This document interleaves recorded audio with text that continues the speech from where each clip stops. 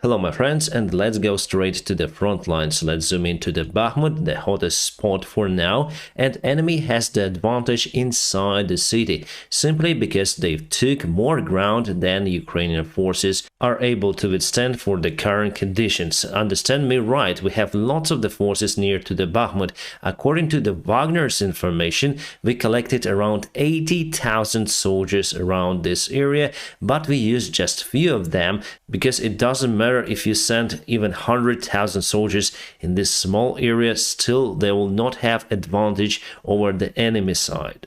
Yes, they may stop the attack of the enemy, but at the same time will have dramatic losses. So here we need to have some sort of the compromise between losses and also holding the enemy in Bakhmut. But still, the Ukrainian side keeps the potential for the counterattack, as I say to you before, on the north and on the south, but not in the Bakhmut city. Now, according to some of the resources, Russia was able to accumulate around 50,000 soldiers, Wagners, and also the regular Russian army forces. And if we assume that Ukraine has around 80,000 soldiers, it is still not enough for the successful counterattack to break the front line in favor of the Ukrainian army, unfortunately. So we should have at least 150,000 soldiers out there, plus equipment, artillery, and many other stuff that we are still in lack of. So for today, Russia was able to get into the city center, as I mentioned you yesterday, so we have the map update already,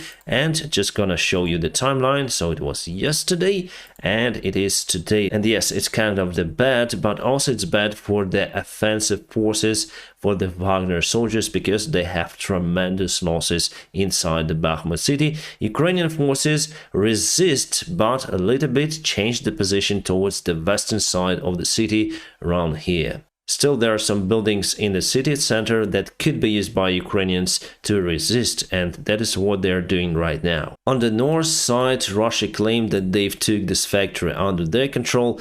I don't see the movement on this map today, but I would agree with the factory, and Ukraine still keeps the administrative building under their control. The factory is not that big as in Azovstal in Mariupol, but still the fighting looks very similar. And if we zoom out, you can see some disperse in the Russian vectors, and now they put them more closer to the front line.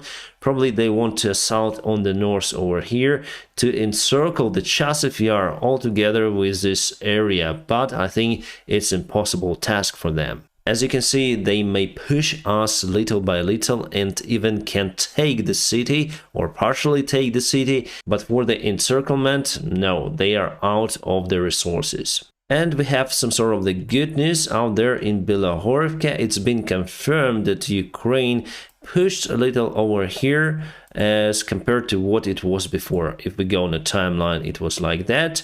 Now it's been confirmed that we pushed forward and Russia is controlling, I would say, the front line very close to that small river over here. As for the Bilohorivka, well, there was the heavy fighting before and Russia lost lots of the forces trying to cross the river of Siversky Donets. Finally, they took this small village, but Ukraine was able to gain control over it, and we pushed Russians away further to the Lysychansk and Novodrushevsk. And Bilohorivka might be used by Ukrainian forces as the place to start the counterattack to free or liberate Severodonetsk and Lysychansk. And still, mainly, we are out of clue where the counterattack might start for the spring and summer campaign. I also think that it might start over here in Luhansk region, because it's very similar to what we see on the south part of Ukraine, because there are just not a lot of the villages, not a lot of the towns.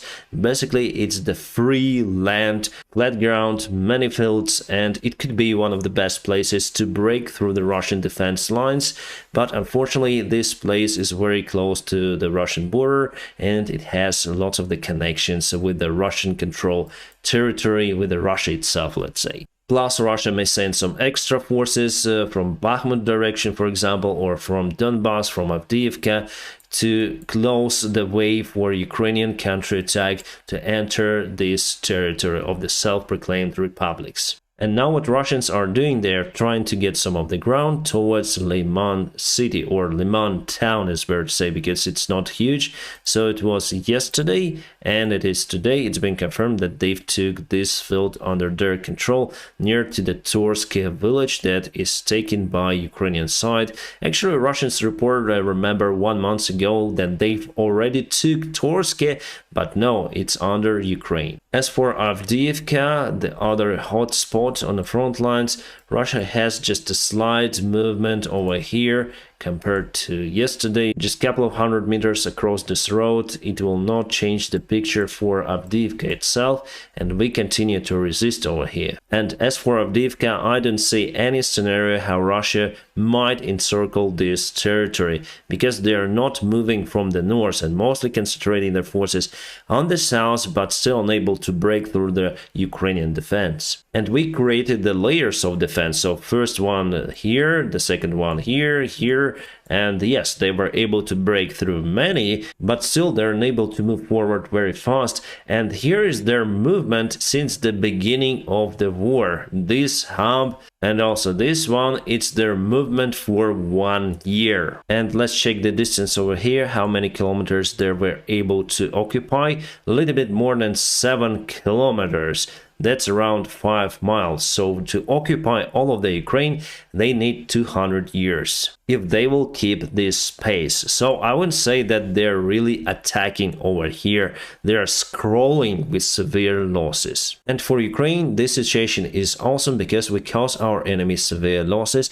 Yes, we are losing the ground, which is not good, but we give it as exchange for the tremendous losses on the enemy side, and also they cannot use their men on the other parts of the front lines. So we consolidate them in particular areas around the small towns like Avdiivka and Bakhmut. And you probably remember Soledar, where Russia lost more than 130 armored vehicles and tanks. Well, the commander who performed that failed mission from the Russian side was dismissed from his position, but just temporary. Officially, he's on vacation. Yeah, Russia has this usual nonsense, but what I might say that they're very close actually to Soledar, and maybe they might take it under their control if new commander will do everything according to the book, but I honestly have doubts about it. Well, according to our intelligence services report, Russia reinforced the group near to Soledar, so they may try one more attack. And honestly, if you really zoom out way, you understand the nonsense that Russia is fighting for, because Putin's main goal was to take control all over the Ukraine. That is why they assaulted on Kiev and tried to reach it from many of the directions unsuccessfully. That's why they also announced their sovereign right over the Kherson and Zaporizhia Oblast. But you see how big the Ukraine really is, and they were really lucky to take the control over the south part that fast. And it was the betrayed from the Ukrainian command as well, and the general who was responsible for the security of the south part somehow lost his life, and it was said that it was the suicide. At least we got this message in the Ukrainian media, but I think it was well organized betrayed, because just 1 week before Russia attacked, those routes from Crimea were demined.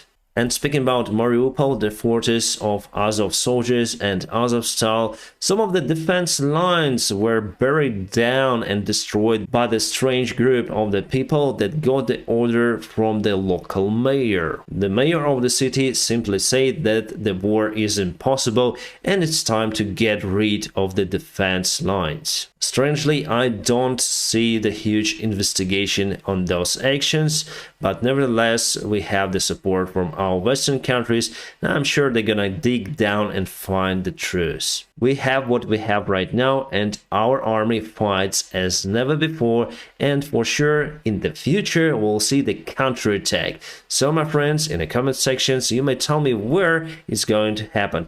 I see just two or maybe 2.5 directions. The preferable one is on Melitopol and directly to Crimea border. The other one is on the north part of the Luhansk area over here, and other one might be in Kherson. But for that we need to land on the other shore of the river, which is kind of the tricky one. And I do not expect the huge counterattack on the eastern side of Ukraine towards Donbass, because Russia also was able to build the huge defense lines over there. But now Russia is also building the lines in Crimea itself and also near to Melitopol. So they do expect that the Ukraine will start the counterattack. And it's gonna happen 100%. It's not like Russian advertisement for the winter campaign. Then they say that they will start their massive attack on Ukraine once again, and there were some rumors that they will go to Kiev again from the Belarus territory. No, here even Lloyd Austin, the chief of Pentagon, says that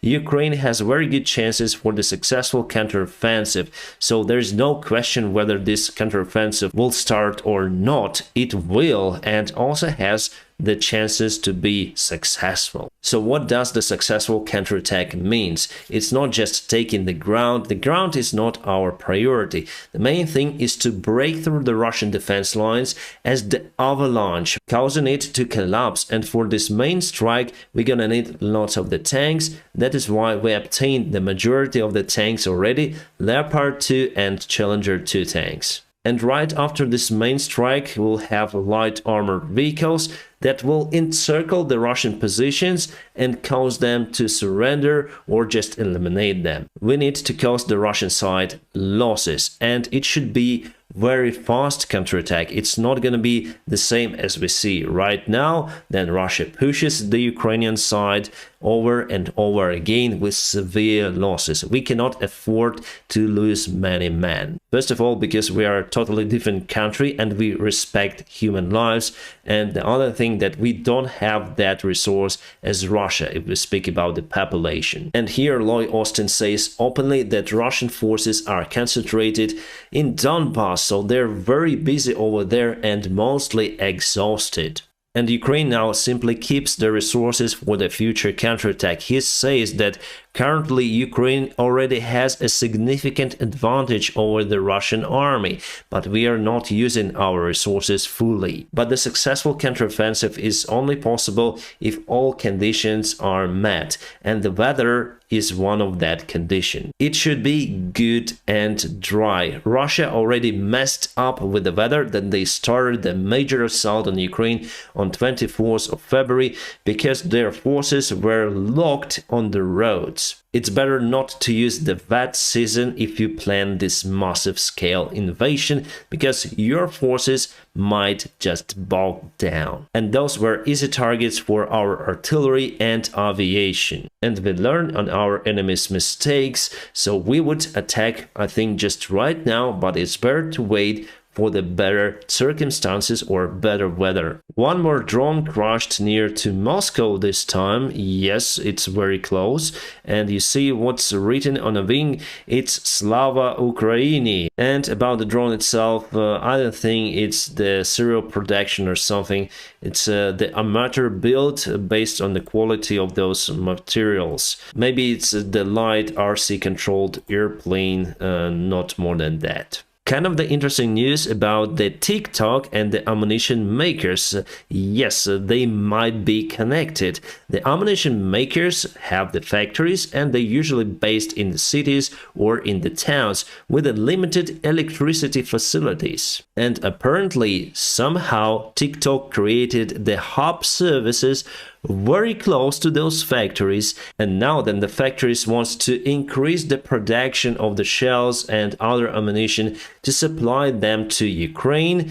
They are limited with it, because the energy is limited for the particular place, and you cannot just increase the power and supply more electricity from the power plants to that particular facility. It's not working like that. So you need to have alternate power plant to supply this factory, or I don't know, switch off the TikTok. And they speak not just about one TikTok hub, there are many around the factory. Is it coincidence? Who knows? But now the factory is unable to produce more shells to to Ukraine and also to Norway. But they'll find the way out for sure, it just takes the time. British intelligence says about the failed Russian attempts to encircle Avdiivka, and the 10th Russian tank regiment lost most part of their tanks over there. And we don't have the images as in Soledar, but I think it was similar failed operation over there. And Russia used the 3rd Army Corps to compensate the losses, but the 3rd Army is made out of the mobilized soldiers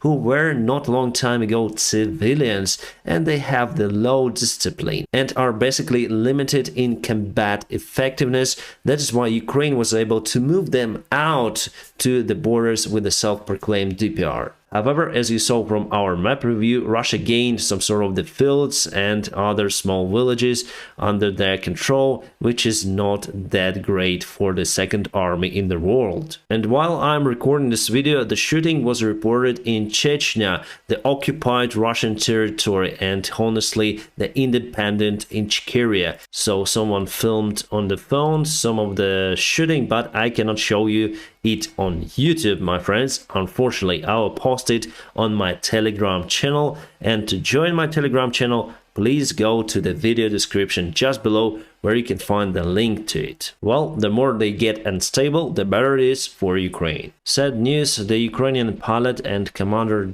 died today.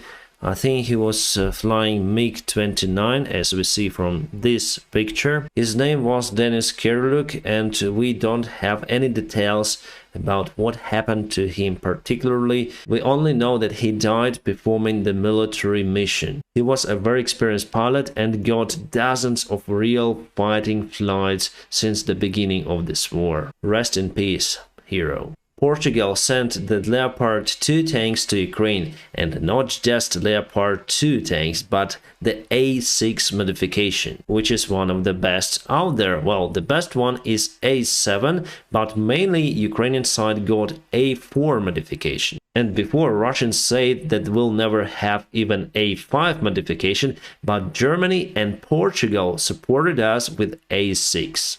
And now it's the open information that Russia started to take the T-55 and T-54 tanks from the long-term storage. And those are made in 1950s, quite old, and the only way how Russia might use those old tanks is as artillery systems. I think it's the only possible way, or they may put the tank stationary near to checkpoint to reinforce the infantry. Other than that, they will not be useful and will be simply destroyed by everything in a modern day war. And the purpose of the tank is not being artillery or not being stationary.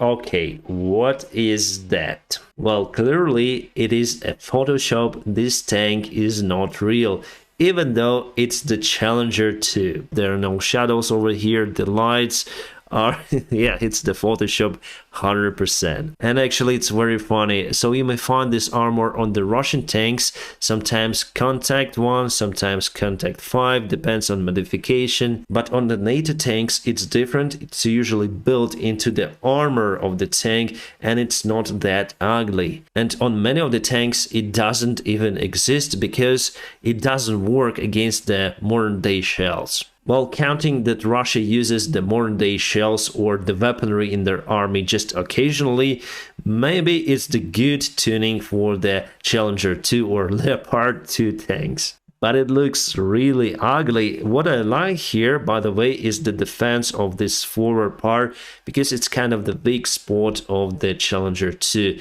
But there is the factory tuning with extra armor plate on the forward part, and it works very fine with that tuning, but it doesn't look that ugly. I think the author just took 2 of the rubber mud guards from the track and put them over here. If we speak about the design, the Challenger 2 is one of my favorites, and someone just ruined it. And here we have the trenches in the Bakhmut, so no counterattack is possible in those conditions, obviously. And the weather is far to be warm over there. We need to wait for the sunny time. And the Ukrainian command reported today that Russia is not that offensive compared to the recent days in Bakhmut. And partially it's confirmed by the statistics of the losses. Today they lost much less compared to before. But still, soldiers on the place say that it's very hard there in the Bakhmut. And for me over here, it's hard to judge because I'm out of the real information of what is happening out there. I mean, the tactical one that our generals have. So probably, and I hope it's like that Russia is really exhausted in Bakhmut.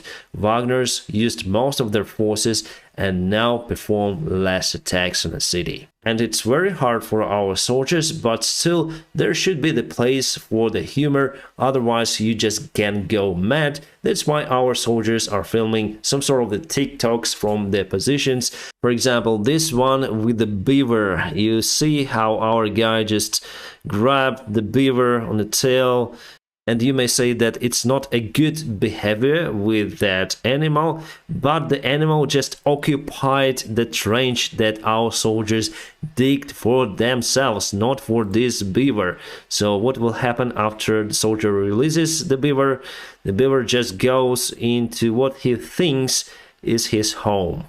And saying so, we also understand that war not just touches us humans. Not only we lost our lives, but also many animals and lots of the trees and other stuff. Ukraine is not a deserted place. We have a wonderful nature.